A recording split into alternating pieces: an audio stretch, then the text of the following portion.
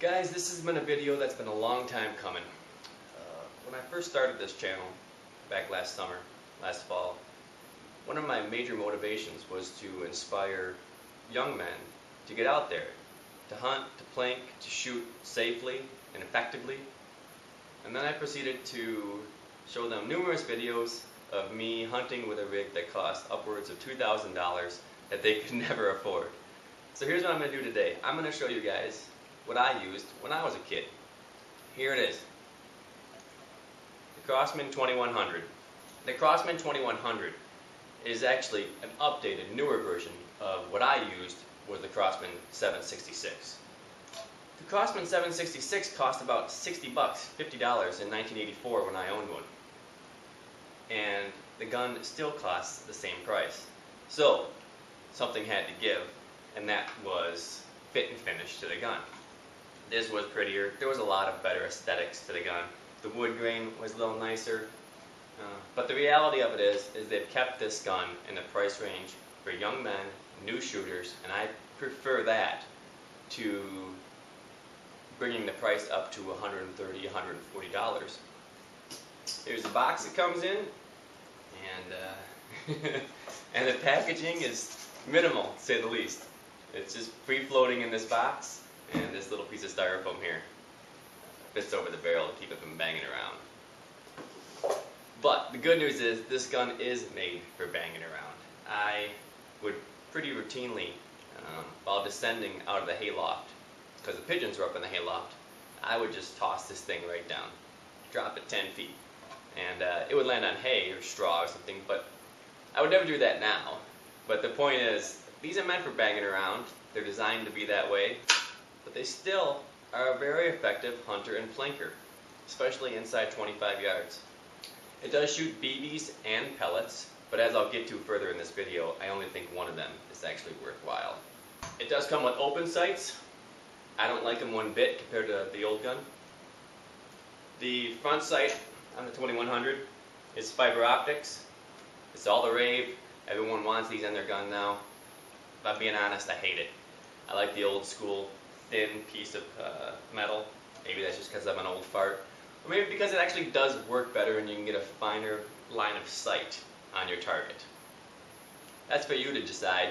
But the point is that I didn't care for the open sights on this gun, so I scoped it. I've outfitted it here with a 3x7 scope. I splurged a little bit on the scope. It's a $20 scope. 3 to 7 power, and at $20, there is an urge to just take it the next step to $30 and get like a small center point. But I think a big part of the appeal of a gun like this is how light, easy, and maneuverable it is. And you can see the 3/4 inch tube fits with the profile of the gun. It doesn't actually expand out. And it also keeps it very light on top. These larger 1-inch tube scopes, 30mm scopes, can make a gun very top heavy. And I didn't want that. And I wanted to stay old school. This is what I used as a kid. Actually, I had a fixed 4-power scope. And now that I'm older, I'll splurge a little bit on the 3 to 7. Here's the packaging for that 3 to 7 power scope, 20mm, and it fits the 3/8 dovetail. This is your basic air gun scope. I'll take a picture of the reticle here and throw it up. And you can see that it's a bit of an oval shape to it, which I don't mind. If they're going to expand it one way or the other, I'd rather expand it horizontally than vertically, give you more field of view. This gun is what's referred to as a variable pump pneumatic.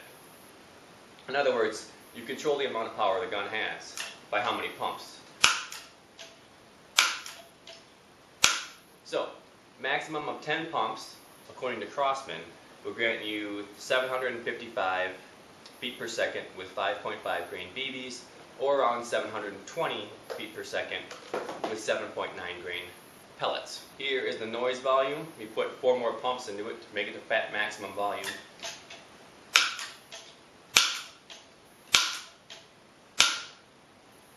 My pellet trap is right there, off camera. The stock is plastic, as is the bore stock here, the pumper. They call it synthetic. It's plastic. But most of the gun, besides that, most of the black you see here, minus the trigger guard, is metal. Metal, metal. Now there are many modifications that you can do to a gun like this to help improve accuracy. I'm not going to do any of those.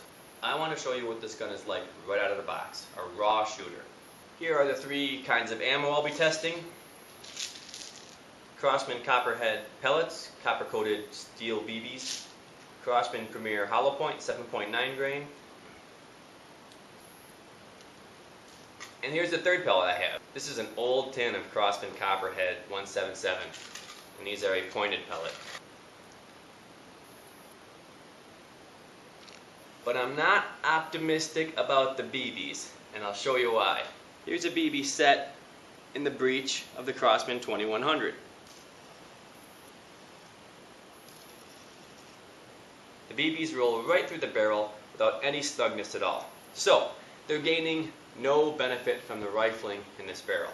The rifling on this barrel is 10 land, 10 groove. It looked pretty clean, actually. And the crown on the barrel, a little choppy, but still pretty good for a $60 gun. I'm going to say that a lot you're getting here. $60, $60. Keep that price point in mind the whole time I'm reviewing this. This is not the FX Royale. This is not the Daystate Airwolf.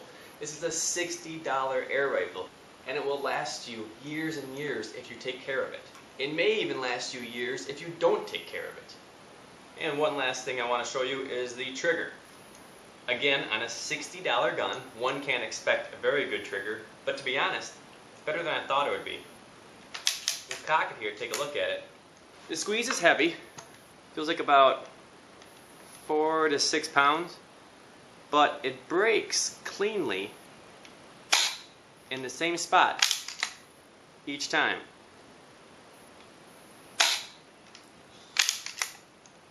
I think it's predictable.